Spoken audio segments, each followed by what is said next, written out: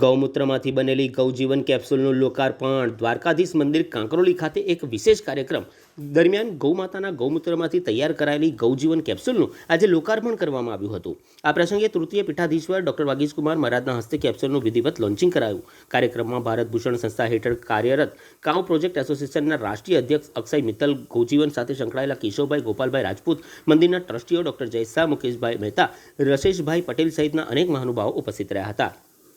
પૂજ્ય ડોક્ટર વાગીશકુમાર મહારાજે જણાવ્યું હતું કે પહેલું સૂક્ત જાતે નર્યા અને હેલ્થ ઇઝ વેલ્થના સિદ્ધાંતને ધ્યાનમાં રાખીને સામાન્ય લોકોના આરોગ્ય માટે આ પહેલ કરવામાં આવી છે। તેમના જણાવ્યા મુજબ ગૌમાતાના ગૌમૂત્રમાંથી વિશેષ પ્રક્રિયા દ્વારા તૈયાર કરાયેલ પાવડરમાંથી આ કેપ્સ્યુલ બનાવાઈ છે।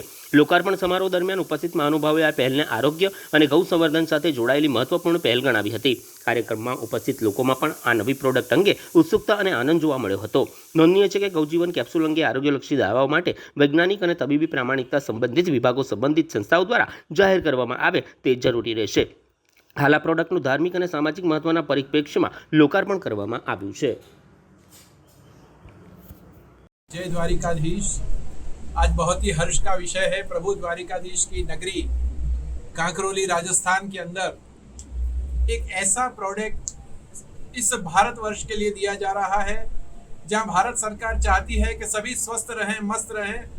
तो स्वस्थ रहें का स्लोगन तो भारत सरकार का है, लेकिन मस्त रहें का स्लोगन ये आज कांकरोली से शुरू हो रहा है।